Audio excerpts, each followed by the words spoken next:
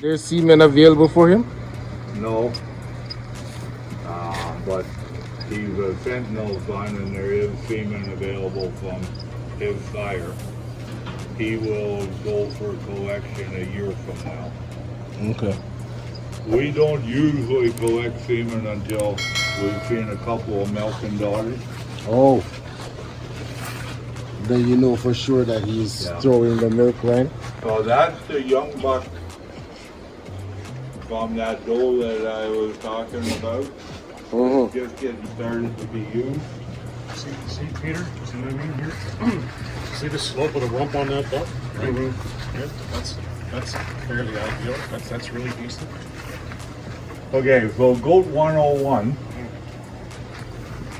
I was not going 4 years with this, but look at his front end. You can forget everything else about a goat. I don't care if it's Tim's meat goats or my dairy goats, but he's 10 inches wide in between the front knees. And if you want a goat that can stand the heat, you've got to have chest.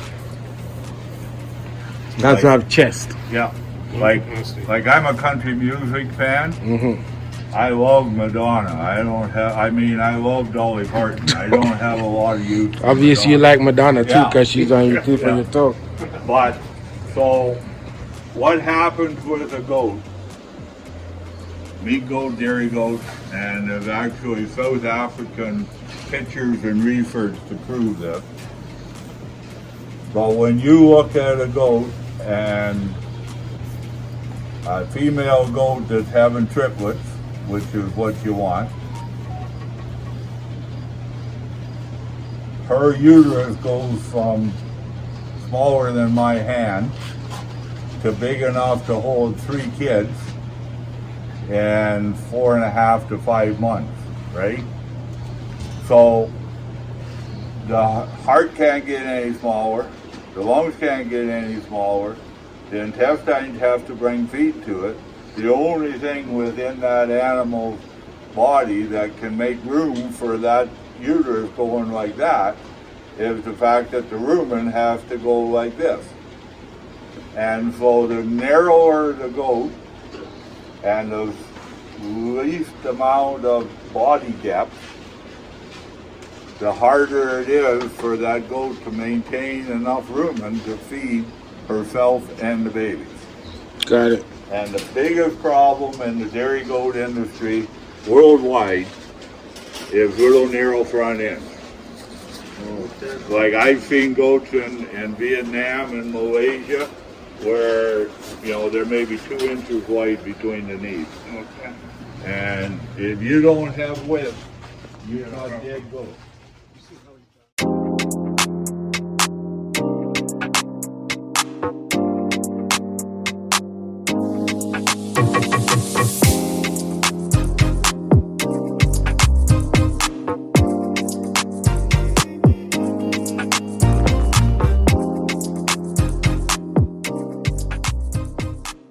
Kids. These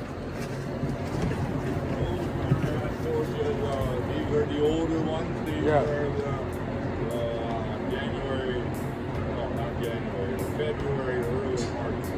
Okay.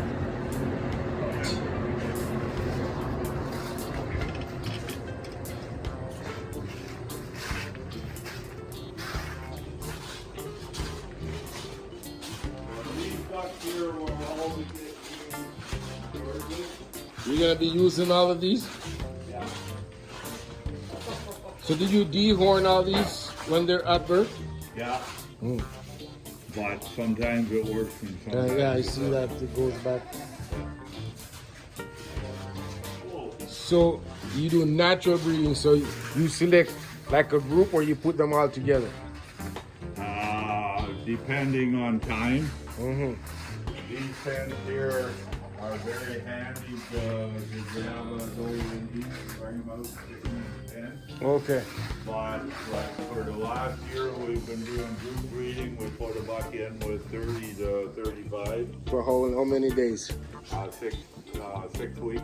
6 weeks. I like to go through 2 periods. To But do you sure. sync them before you put them, group them?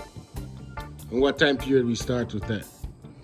Like August, September, what is About the 1st of September. it? Okay.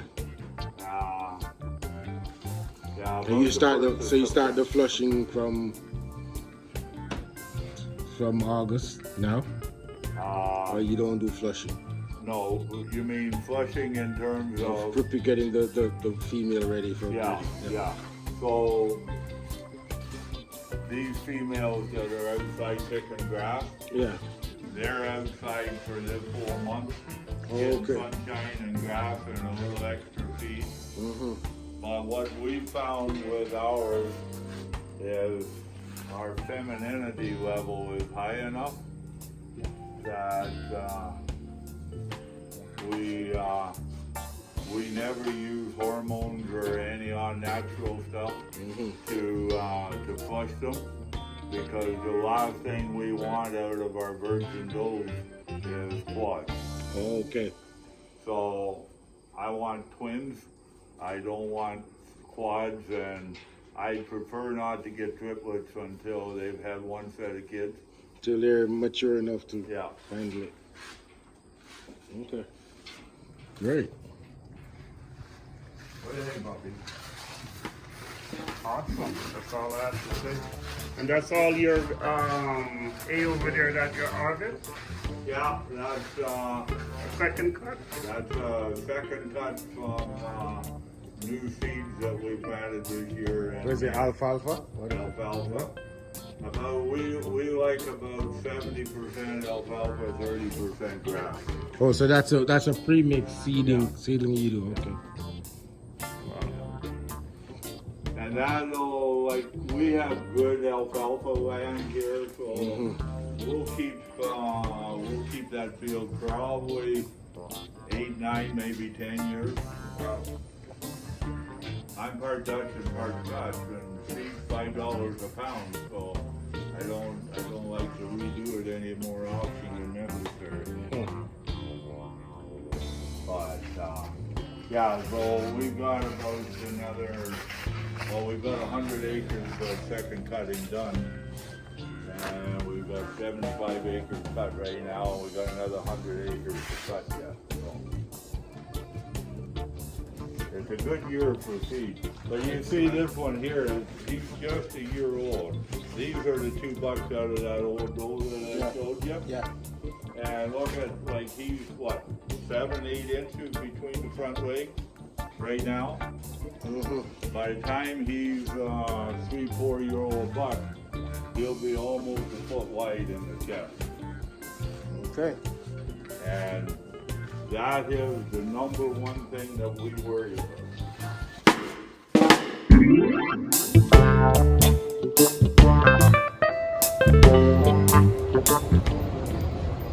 But this is probably, this pen, those 2 pens, the one down at the far end, this year's kids are, in my opinion, the best fucking kids I've ever had. Just consistency.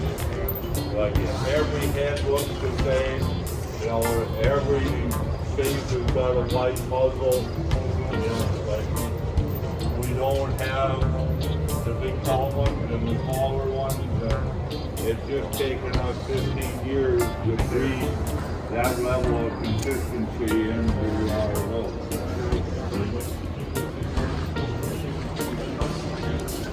Yeah.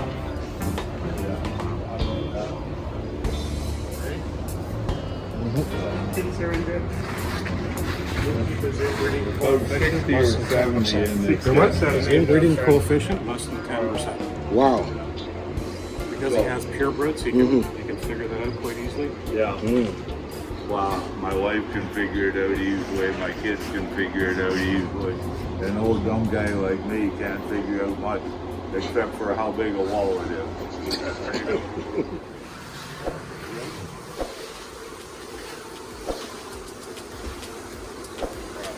So this is the milk parlor, double 20. What is it? Double 20? Yeah, So it's 20 goats per side? yeah.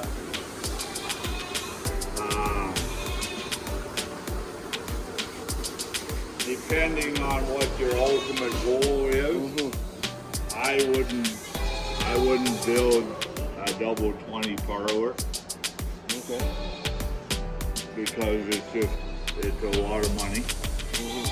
If you're going to milk a smaller number of goats, I would just build half the parlor and make arrangements so that you could add the other half later. Yeah. But we worked our way up to 220 goats milking on a temporary parlor in the old cow barn before we built this. So this is my daughter Emily. we met Emily earlier. Oh, okay. Oh, so Emily. Feeding the first batch get milk. Okay, Emily, can you give me a quick introduction and tell me all about this? So I can let that 10 or 20 go? Yeah, or the 10 or 40, whichever one's better. Which one do you Double use? 20 parlor. It's a quick exit, so it's air powered. And the front's lift up and they just all run out when they're done. Air does everything. You can go drop the feed. There's these hoppers at top. Drop into the little basins up front.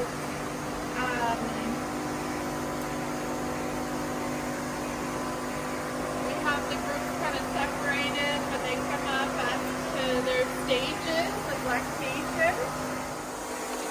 You want to FaceTime your wife and Lloyd will explain why you're going to be a little bit later? Oh, no, we're not going to delay. I can't delay. No, as soon as we do this, we'll get up. Put your camera over here. No. Okay. So I'm sorry that these lads are going to be a little late getting back, but we're having a bikini contest at Washington. Is this an automatic cleaner and system clean itself?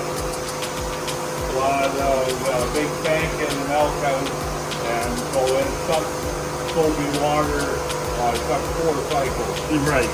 through twice a day after milking. Okay. So, yeah, like the units themselves clean themselves, but Emily or whoever's milking has to physically clean the floor and the stand. Okay, yeah.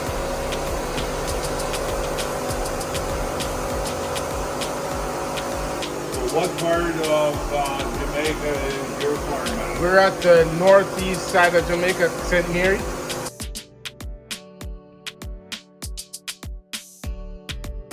So how long does it take to empty out there? We are milking 350 right now, and it takes about 2 hours, 2.5 hours to clean up. Okay. That's not bad. It's not bad.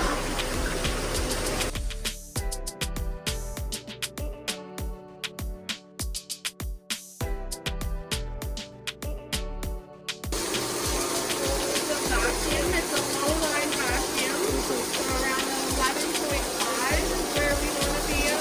Okay. Some of these are due for a foot trim. You know can you see see that, yeah. So we're going to get on that right away. Oh, you saw how that pulled that off by itself. So it senses the milk has flowed to a certain rate that she must be. Oh, so once it gets to a certain point, it detaches itself. Yeah. Okay. The automatic is really helpful. I just push a button and it switches it from manual to auto. So you milk twice a day, right? The first in the morning, what time? We milk at 6 in the morning. 6 in the morning. And our leaf we've been doing 6 to 4:30. Okay. We try to keep it to a 12 hours cut. Oh, 12 hours, yeah. Like so, 6 and 6 would be ideal. Yeah. And in the summer, you know, everybody wants to do it here. Exactly. Yeah. You want to get some of that sunshine, right?